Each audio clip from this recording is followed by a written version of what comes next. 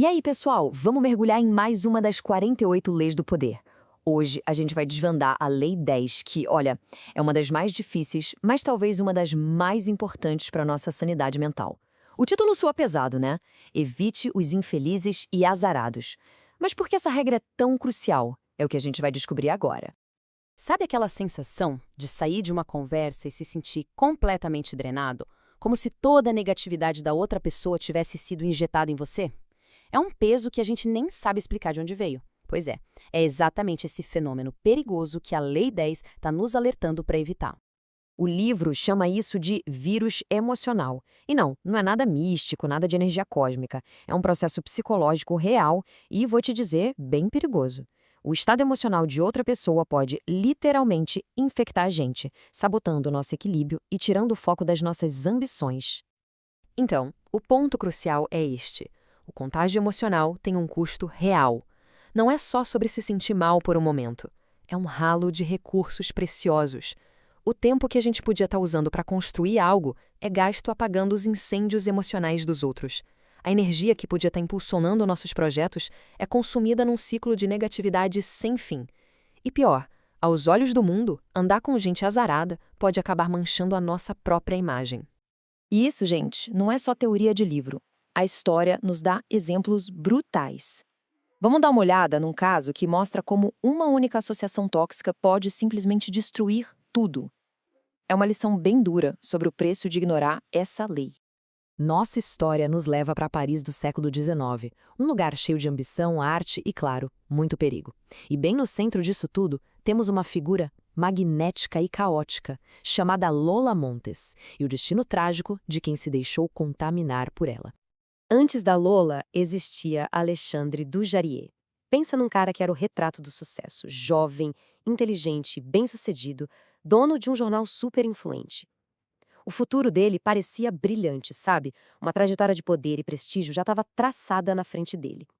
Ele tinha absolutamente tudo a perder. E então, ele se envolveu com Lola Montes, uma dançarina linda, estonteante, mas que tinha um histórico de deixar um rastro de caos e destruição por onde passava. A personalidade dela era uma força da natureza, instável, dramática e perigosa. Ela era a personificação do contágio. E a queda foi vertiginosa. A influência da Lola foi imediata. Numa noite, completamente bêbado, Dujarier insulta um crítico poderoso para defender a honra dela. No dia seguinte, a conta chega. Um desafio para um duelo. E não era contra qualquer um, não. Era contra um dos melhores atiradores da França. Ele até tentou se desculpar, mas já era tarde demais. O duelo aconteceu e Dujarier, aquele jovem tão promissor, foi morto. Uma vida inteira de potencial, destruída por uma única associação tóxica. Essa frase resume a tragédia perfeitamente. Não foi um acidente, não foi o destino, foi uma consequência direta do contágio. A instabilidade da Lola Monte se transferiu para a vida do Dujarier e o resultado foi fatal. Isso mostra de um jeito brilhante o poder destrutivo que certas pessoas podem ter na nossa vida. A história do Dujarier é um alerta poderoso. Mas tá, como é que isso se aplica hoje? Como a gente pode identificar esses contaminadores antes que eles façam um estrago na nossa vida? A lei nos dá um guia prático para reconhecer os sinais. Esse é o princípio fundamental. As palavras podem enganar. As pessoas criam narrativas muito convincentes para justificar seus fracassos, culpando o mundo, o azar, qualquer outra coisa. Mas os resultados, sabe? Os efeitos concretos das ações ao longo do tempo, esses não mentem. É preciso olhar para o padrão e não para a desculpa do momento.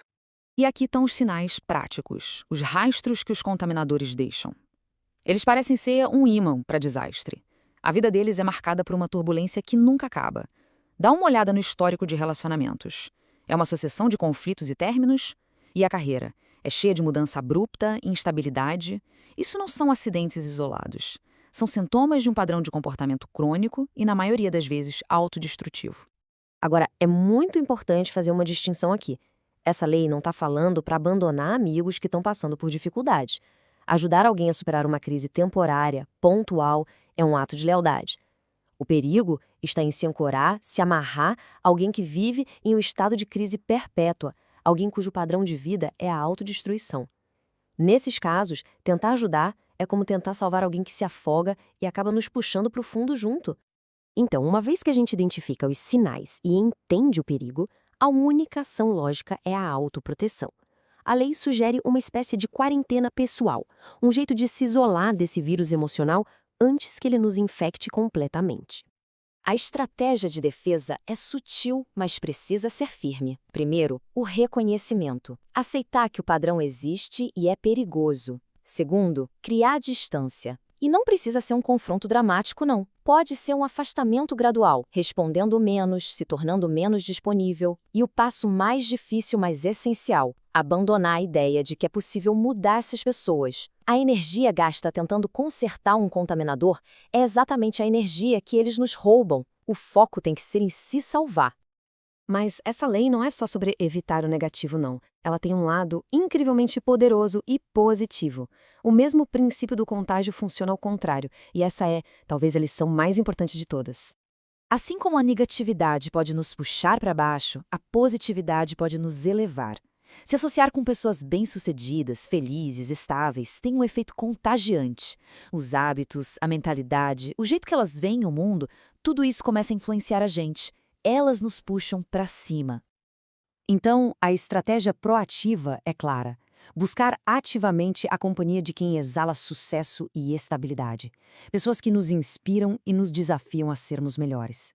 É especialmente importante evitar quem reflete nossos próprios defeitos, porque essas pessoas só vão reforçar nossas piores tendências. A chave é transformar a busca por associações positivas numa regra de vida, numa escolha consciente. E essa citação finaliza a ideia com perfeição. O ambiente social que a gente cultiva é uma das ferramentas mais poderosas para o nosso crescimento ou para a nossa estagnação. A escolha das nossas companhias não é um detalhe, é uma decisão estratégica que molda o nosso destino. Pensa nisso. O poder de escolher com quem passamos nosso tempo é, no fim das contas, o poder de escolher a direção da nossa própria vida. E esse é o poder da Lei 10. Na nossa próxima análise, vamos mergulhar numa lei ainda mais controversa, a Lei 11, sobre como manter as pessoas dependentes. É uma lição complexa sobre poder e controle. Vejo vocês lá!